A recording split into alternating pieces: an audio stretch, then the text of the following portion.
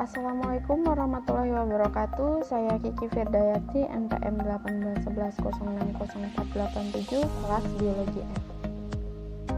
Video ini diajukan sebagai tugas ujian akhir semester mata kuliah pengembangan kurikulum dosen pengampu Ibu Aryani Dwi Kusumawardani, MPD.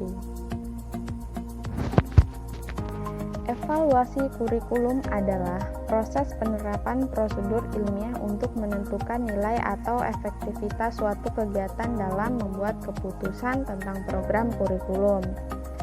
Tujuan evaluasi itu tersendiri yaitu untuk bertujuan mengukur tercapainya tujuan dan mengetahui hambatan-hambatan dalam pencapaian tujuan kurikulum, mengukur dan membandingkan keberhasilan kurikulum serta mengetahui potensi keberhasilannya, memonitor dan mengawasi pelaksanaan program, mengidentifikasi masalah yang timbul, menentukan kegunaan kurikulum tersebut.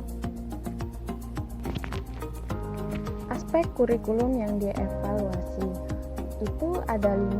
Yang pertama tujuan, yang kedua isi kurikulum, yang ketiga strategi pembelajaran, yang keempat media pengajar, yang kelima hasil yang dicapai. Berikutnya adalah fungsi evaluasi kurikulum. Itu terbagi menjadi 4. Yang pertama yaitu perbaikan, di mana evaluasi yang dilakukan bertujuan untuk memperbaiki isi program, pelaksanaan, dan evaluasi itu sendiri. Selanjutnya yang kedua yaitu penempatan.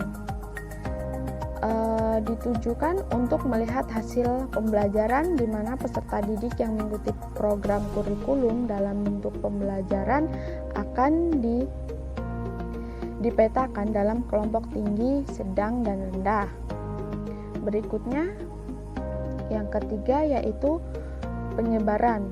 Evaluasi kurikulum ini dilaksanakan dalam rangka pembentukan perlakuan secara merata pada setiap satuan pendidikan dan jenjang pendidikan untuk semua daerah dari perkotaan, pedesaan, bahkan daerah terpencil sekalipun.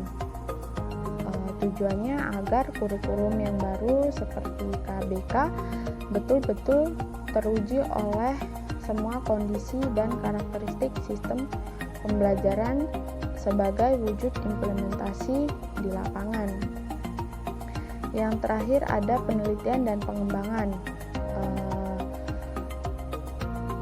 Evaluasi kurikulum ini dilaksanakan guna melihat dampak atau perubahan-perubahan yang terjadi di masyarakat.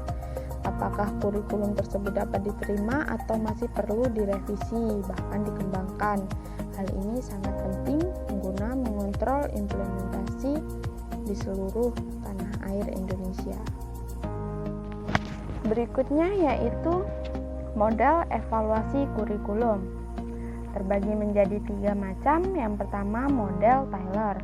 Model Taylor menekankan bahwa evaluasi kurikulum diarahkan kepada usaha untuk mengetahui sejauh mana tujuan pendidikan yang berupa tingkah laku yang diharapkan telah dicapai oleh siswa dalam bentuk hasil belajar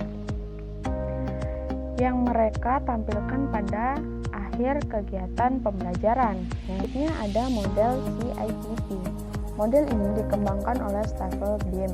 CIPP singkatan dari Content, Input, Proses, dan Produk. Menurut model ini, proses pengembangan kurikulum tidak akan terlepas dari 4 dimensi tersebut, maka keempat komponen itu harus dijadikan pokok dalam evaluasi kurikulum.